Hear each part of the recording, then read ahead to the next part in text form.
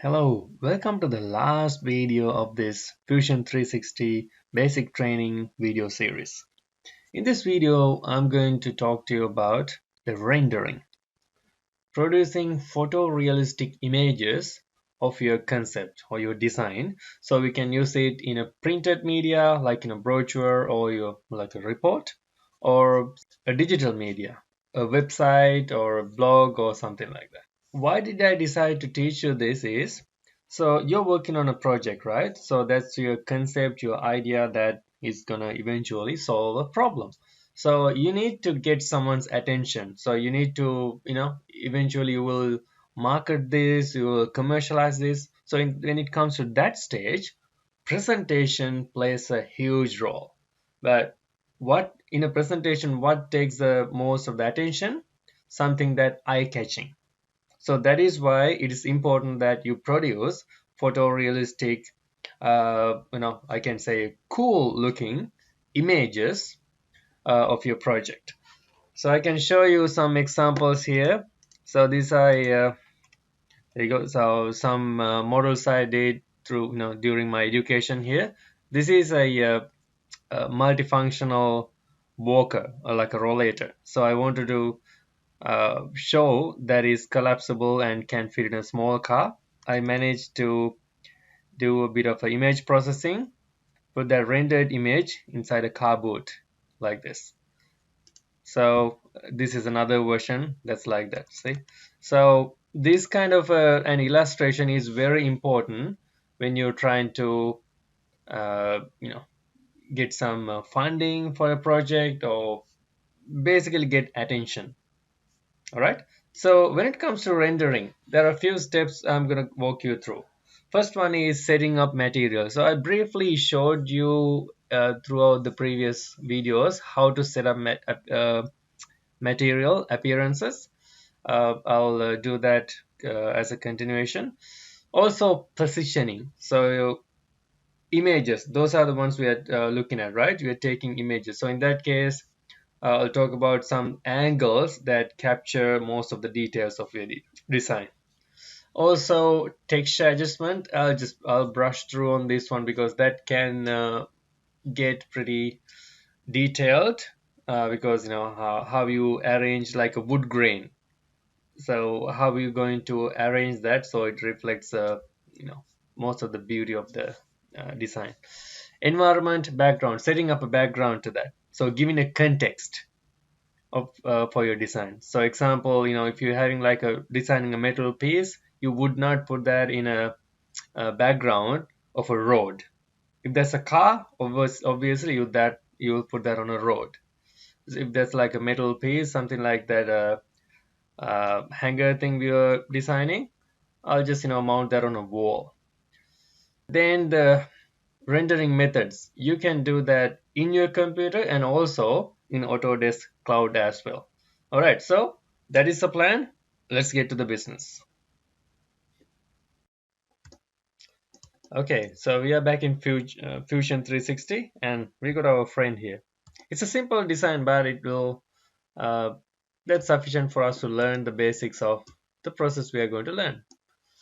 All right, so this whole time we've been in this design workspace. Okay, so we haven't used anything other than this design workspace. So if I open that up, I got multiple other workspaces that we haven't used before. Okay, so in there we got something called render. Why that's a separate workspace? Because that's a unique set of operations that we're going to use in a whole different stage of your design. Okay, so we are in that render workspace now. A limited number of buttons here. First thing is appearance. So first of all, we need to set up some materials into this model here. So we already got bronze set up for the hammer head. We also need to set up material for the rest of it. Let's go ahead and do that. If you find these joint access buttons, these markers are bugging you, you can simply select them. You can select all of them at once, pressing and hold the control key. select them, right click and go show hide and hide them. Okay, all right. So by default they are set up to steel as a material, so that's the color I got for material for steel here. So let's go set it up for something else. Go to appearance and this window pop up. You can decide we're gonna go to bodies or faces. Let's go for the whole body for now. Let's go for another metal. Let's go with aluminium. Aluminium, I got anodized glossy, different colors. Aluminium polished, aluminium satin. So you got the freedom to select any of these. So let me go ahead and select anodized glossy blue, drag and drop. There you go. So that looks pretty good. Where do we render that and see?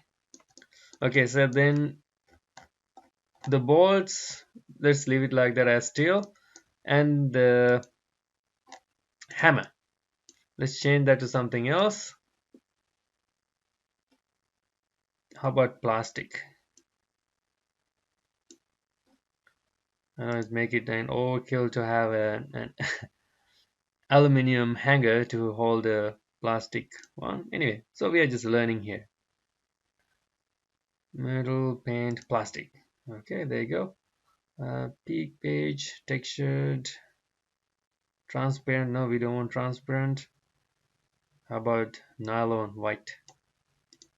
Okay, that makes sort of sense. Okay, we can leave it like that. Oh, you know what? No, let's go ahead and do. So to see how it looks, if you want to see how it really looks in during the rendering process, there's one preview kind of a thing here called in canvas render. So just click on that, and it will give you a bit of an idea. You can see the ray tracing happening there, and give a bit of an idea how it might look when the rendering has happened. So you can see down here there's sort of a progress line and gives you an indication. Okay, so when it comes to excellent, this is how it look like, and this is what it basically do. It's just throwing light at this model, like light scattering. Like there's a process called ray tracing, and it picks up that reflection, and it just keep doing that multiple times, layer by layer. So we call that iteration. So number of iterations, see 39, 40. So usually for a average amount, like average size of model with the average detail level, you at least need like 100 iterations to get a good quality rendering here. So in an excellent, this is how it look like, but it's this exact angle. If you rotate that, it's going to restart because that's a different image, isn't it? So that is why selecting the proper angle in the one go is pretty important. Okay, so that is about the uh, in canvas rendering. It works as a preview here. So that's gonna help you to determine some materials here. So that method, the in canvas render, gave me an idea that I don't really like this white color plastic here. So I go ahead and change this one to something else. Maybe like beige one. Remove. Okay. All right. So whatever that is, I'm not too worried about that. One thing I want to show you here is, I think I saw one of your designs had an LED, LED in a handlebar or something. So how do we do that? Can we set up that as a material in Fusion? Yes, we can. They are called emissive materials. So when you want to add an like a light, an artificial light into your model, just say you design a sphere and you want that sphere to be a light bulb, you can simply do that. Go to appearance, and search here emissive, MEMI, just that will do. There you go. I got some emissive material here. So I got like A-type bulb, frosted 1500 lumens, 800 lumens. So that number of lumens decided the brightness of it, and different colors of LEDs as well: red, green, yellow. Not problem, not problem. These ones, yeah, these LEDs. So if I have a, just say, have a very reasonably bright one. Let's have a brightest one and see. 800 lumens. Okay, so I'll add that. I'll for this slot card, I'll select faces here. I'll make that an LED. First of all, I need to select faces and select that particular face that we are going to convert that to an LED. That's the one. Then I'll go ahead and select one of those LEDs. How about this 50 LM white LED? I can drag and drop. Okay, so there it is. Let me close that. And it's just white in this case until you render it and see. So let me run an in-canvas render, see how it looks. Ah, there you go. Looks pretty bright. And you can see the reflection is got significantly sharpened from that plastic hammer. You can see the light goes through the plastic. Okay. See, that is how you add an LED. So you got some color LED as well, red, green, blue. You can add them into your design here. So iteration numbers are increasing. Okay. All right. So that's how, yeah, the LED is working like that. Okay. So next, so let me pause that here and close it here. Okay. The next item here is scene setting. All right. So click on that. So here you can do some adjustments to make it really photorealistic. If you got some exposure for photography, you can use your knowledge here to get a better outcome. Actually, it's look like a real. You can really make it look like a photo. Background here, you can set up the background to solid color or environment. When it comes to environment, you got choices. Environment library here. There you go. So current environment is just sharp highlights. Cool lights, can drag and drop. There you go, cool lights. And if you rotate around, you can see, okay, so that's the light source basically. So the light source is shining at you. Grid light, drag and drop. That's a grid light. So there you go. So there are two lights from two sides here. So that the lighting is totally different, and depending on the product and the configuration of their details, you can decide what sort of lighting you want. And rim highlights, drag and drop. So that's a different kind of lighting. It's another surround lighting system. So that way we can see the shadows are changing depending on our light source. And we got some other, okay, so some images as well. You can set up a field. Okay, you need to download them. If you see a symbol like this, that means it's available for you. Just a click of a button is gonna get downloaded. Then you can add them here. Plaza, skylights, snow field. So this is where the context thing come into the play. So when I drag and drop, take some time. There you go. Does it match with my main content? Not really. It's floating. If it's like a simple part like this, you can at least say, okay, someone took, like, dropped out of a car or something. So this does not really match with the content. So therefore, I'll show you how to quickly make a environment that matches with the your object. Okay, so but you know how to set up the environments now. So it's simply just close here. I should have gone back there. Scene setup, environment, Fusion 360 library. I'll just go set up cool lights, drag and drop. Okay, I'm happy with this.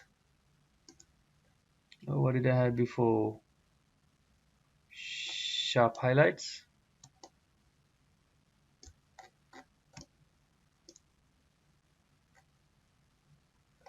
Or maybe soft lights. Okay, I think I'm good with this one. Okay, all right, so that's how we set up the environment and selecting different light sources. But settings is where very important things here. So brightness, so that goes from lux, from 0 to 100,000. Oh, what's here? Big number here. Oh, to be honest with you, okay, now it's 0. Now notice I got the LED here, and you can increase that. That's getting too bright, so usually you leave it around 2000. That seems to be the mostly recognized number. Not that much, just 2000 lux is not. I think that's enough to capture the amount, capture the content, and also not blinding you. That seems to be the right number. Okay, it's 2000 lux. Position, you can manually rotate, of course. Oh yeah, the rotate the position of the lighting, actually, this one. And if you go, that's the light source is rotating. Let me choose a different one. Maybe grid lights. There you go. So you can see, and I look up, and there you go. So there's a light source is rotating. So you can optimize your image by rotating your light. You can have your content in a nice angle, so it reflects all the important features. Then rotate the light, so that really enhances the outcome here. So when I rotate it, I can really see on the hammer head that that light is changing there. Sharp highlights, drag and drop. Okay, so that really can make a difference in your image. So this is an experimental process, so you can spend some time on it to make the optimum outcome. Okay, so but now you know how to do that. And more things in there. Position there, background we already talked about. Ground plane, do I have some ground here or not? So usually it's automatically set up a ground plane, so you can see the what do you call, your shadow here. So reflection, you want the reflection or not? So that basically so sometimes it can be adding more beauty to your content, sometimes it can be distracting, so in this case I'll take it out. Then the camera. Okay, so this is where the cameraman, oof, I accidentally did something here. Yeah, so the photography knowledge can kick in here. So camera, perspective, orthographic. So in this kind of, so remember, I think video, I think the first, sorry, eighth one, when the first one I talked about the drawing. So in this context, the perspective is important because it's more artistic, more realistic. So I don't want to look at perpendicularly and identify the dimensions of it. This is basically an artistic representation of your concept. So leave it as perspective. Focal length, another camera thing, just leave it as default. Exposure is basically how much of light it allows you to get in. So if you have more number, it's going to be like too bright. Just leave it a moderate default number. Field of view, ray tracing enabled. Okay, so this is another sort of an artistic thing. If you want to have like a really what do you call that, photography, that optimized, if you want to give the nice touch of like a DSLR camera effect, just say you focus on somewhere, the rest of it getting blurred, That's what you can do with the depth of view. But that's not our focus right here. I'll just leave it right like this normal setting, because I'm not very good with photography, but if you are, feel free to play with that. All right, so in my case, I just leave it. Oh, I accidentally did that again. 2000 will be good. Yeah, it should be good. All right, just say close.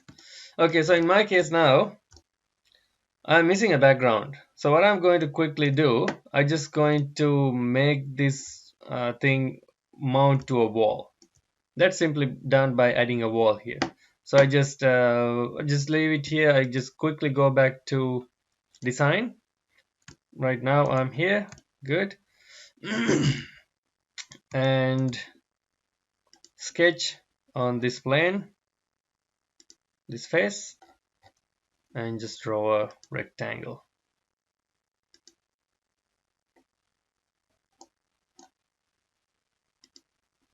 Okay, like that. Finish sketch. Just a rectangle, no big deal.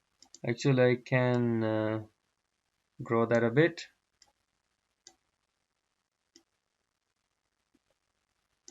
Okay, and done. Right click, press pull, select this, and just give a thickness of a wood, maybe not 50, maybe 5 mil, 5 mil MDF kind of a thing. New body. Okay, done. And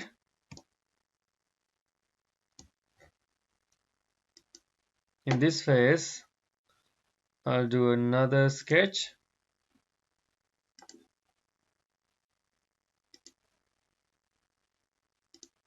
Done. Finish sketch.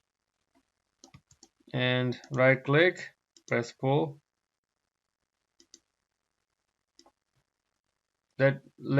I'm gonna make that a table. Okay. All right. So that is the simple content. So giving the context here. So now I go back to render. You can save it here or not. Go to render. All right. So now I got something here. So right click. So now I just go to appearance. Go to wood. So I'll give a bit of a light texture for this one. Done. And dark walnut for the bottom one. No. This thing. Okay. All right. See how easy. I got some context here. Okay, you know what? No, I just change it to aluminium, brushed aluminium kind of a thing. So I can have a nice. It's going to be. Oh, there was a graphite kind of a granite kind of a thing, I think. Other carbon fiber, emissive, environment, gemstone, rubber, water, plastic, stone. Okay, stone, granite. Oof. How about that? Granite, blue pearl. Okay, there it is. Okay, looks all right. Okay, so not just some material appearances, you can also have some custom decals as well. So example, if you want to add some branding materials or some logo, something, you can do that. Just simply go to, yeah, so first of all, let's add the Wesley College logo.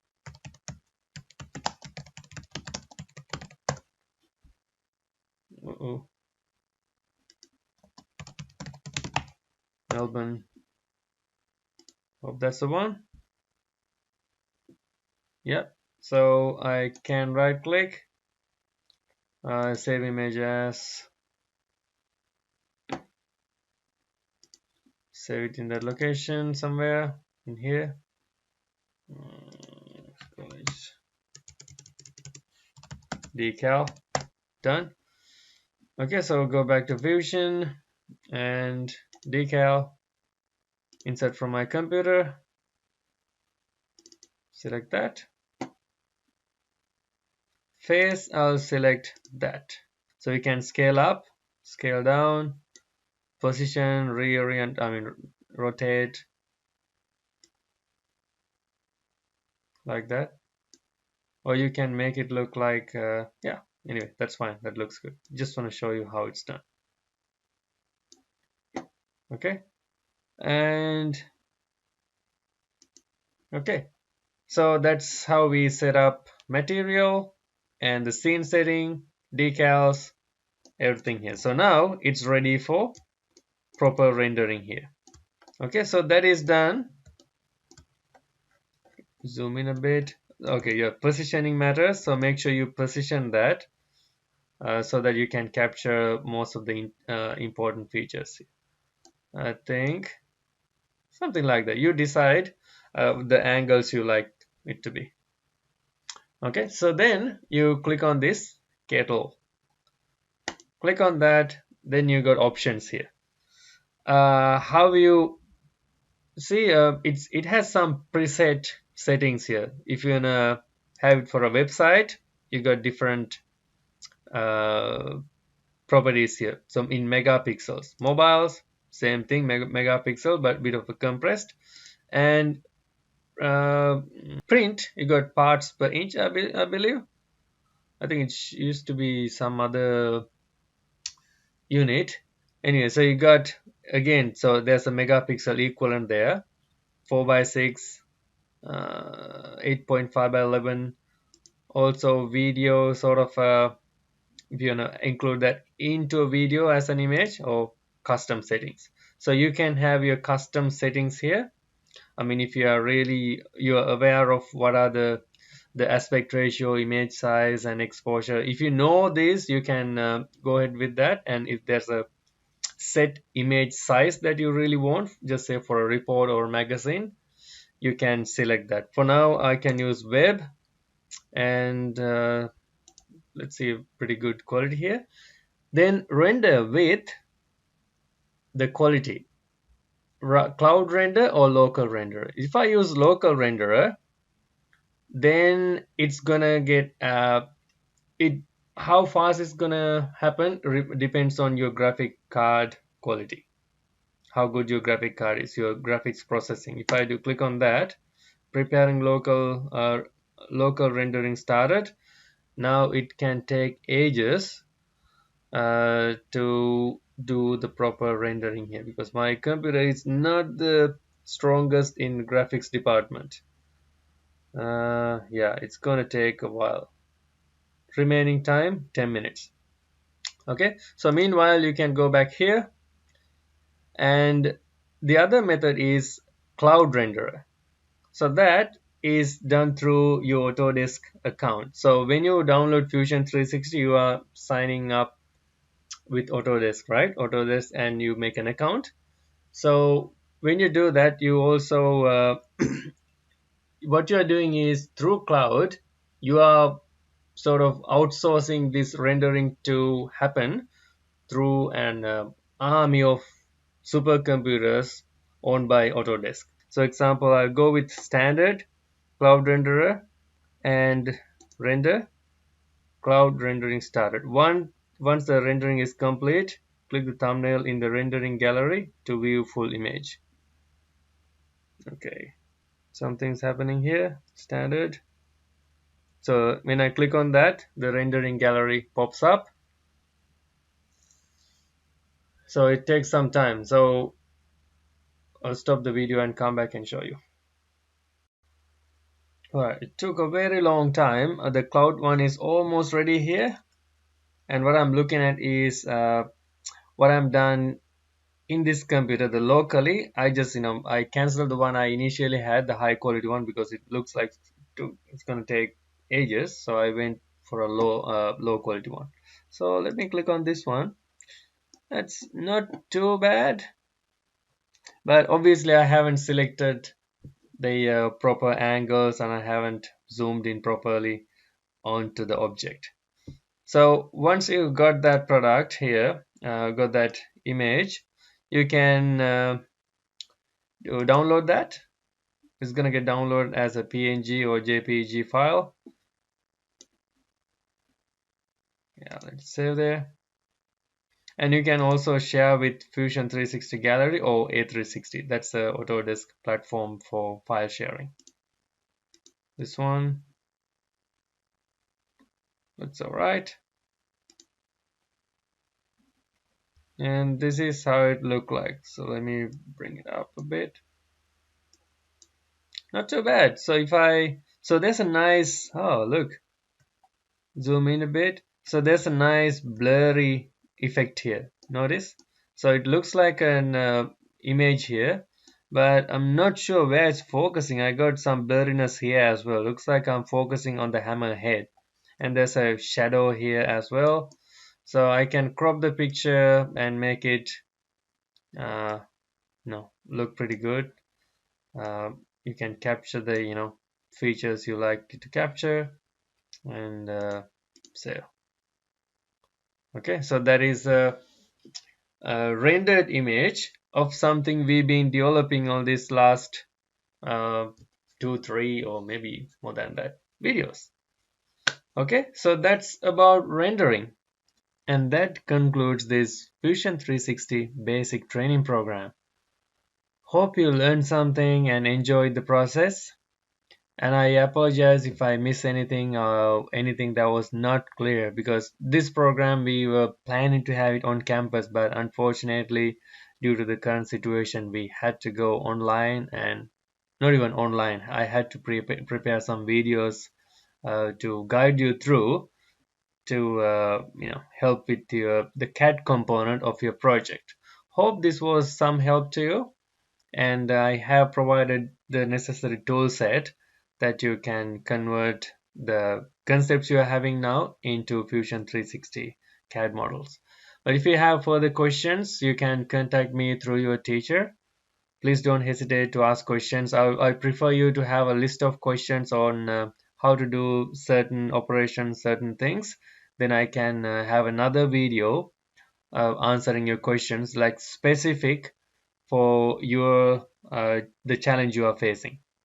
Okay, all right, so again, thank you very much for joining with me and following along this video series. I wish you all the very best with your future endeavors. Take care. Bye.